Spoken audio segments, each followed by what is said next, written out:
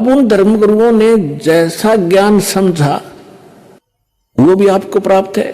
आपको कैसा बता रखा है? ब्रह्मा विष्णु महेश को सर्वेश्वर, इनके कोई माता पिता नहीं, इनकी जन्म मृत्यु नहीं होती, ये सर्वेश्वर हैं।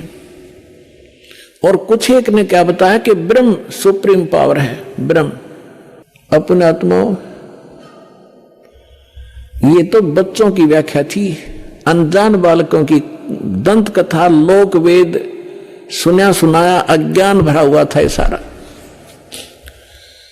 अब पहले तो आपको दिखाते हैं कि ब्रह्मा विष्णु महेश का जन्म मृत्यु होता है, इनके माता पिता हैं। विशेषकर हिंदू धर्म कंप्लीटली इन दो देवताओं पर आश्रित है, श्री विष्णु जी और श्री शंकर जी।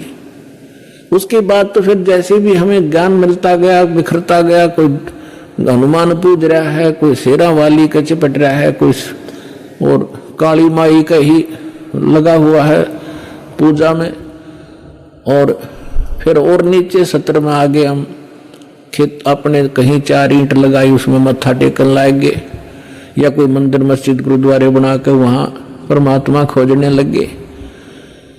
लेकिन मुख्य रूप से हिंदू धर्म के लोग श्रद्धालु श्री विष्णु जी और श्री शंकर जी को सुप्रीम मानकर पूजते रहे। और हमें यह बताया गया था इनके कोई माता पिता नहीं, केवल ब्रह्मा जी की मृत्यु बताते थे। आयु फिक्स थी कि 100 वर्ष की आयु होती है, फिर अपने आप पैदा हो जाता है। और ये तीनों देवता स्वयंभू हैं, ऐसी बकवाद सुना रखी थी हमारे। अब हमारे सदग्रंथ क्या बताते हैं, उनकी जीवनी क्या बताती है, उनकी इतिहास क्या बताता है, जिन सदग्रंथों को हम सच माना करते थे। देखिएगा, श्रीमद् देवी भागवत 3रा स्कंद,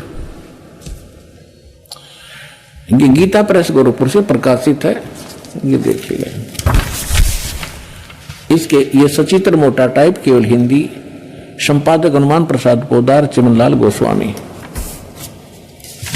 और ये यहां से प्रकाशित है, मुद्रित और प्रकाशित। ये गीता प्रेस गोरखपुर से है। गीता भवन कार्यालय कोलकाता का संस्थान, गीता प्रेस गोरखपुर। इसके 123 पृष्ठ पर ले चलते हैं आपको, बिल्कुल 2 मिनट में सारी कहानी समझ में आ जाएगी। 123 पृष्ठ पे ये 3रा स्कंद। भगवान विष्णु अपनी माता दुर्गा की महिमा स्तुति करते हुए, उनकी स्तुति करते हुए बोल रहे हैं, तुम शुद्ध स्वरूपा हो, ये सारा संसार तुम इसे उद्भासित हो रहा है। मैं ब्रह्मा और शंकर, हम सभी तुम्हारी कृपा से विद्यमान हैं। हमारा आविर्भाव माने जन्म, तिरोभाव माने मृत्यु। हमारा तो जन्म और मृत्यु हुआ करता है, केवल तुम ही नित्य हो, जगत जननी हो, प्रकृति और सनातनी देवी हो। ये प्रकृति शब्द याद रखना कि दुर्गा को प्रकृति भी कहते हैं। जिस समय दास आपको श्रीमद् भगवत गीता में यह सिद्ध करेगा कि ब्रह्मा विष्णु महेश की उत्पत्ति दुर्गा से हुई है और वेदों गीता में वर्णित है, उस समय प्रकृति शब्द आपका काम आओगा कि प्रकृति दुर्गा को कहते हैं।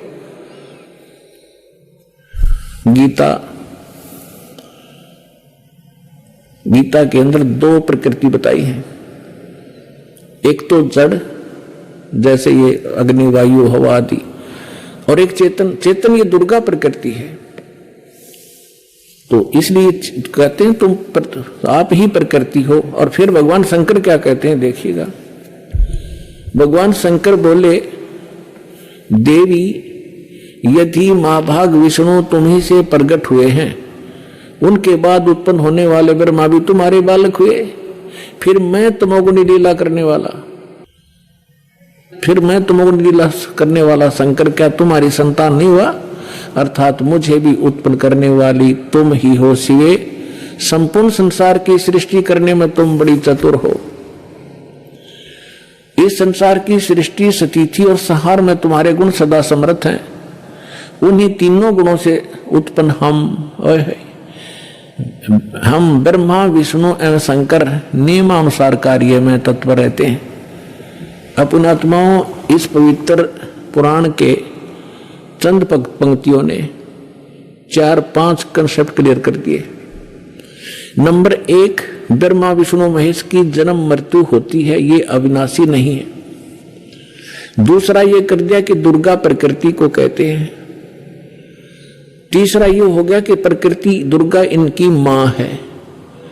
और चौथा ये हो गया कि रजगुण ब्रह्मा है, सतगुण विष्णु, तमगुण शिव जी।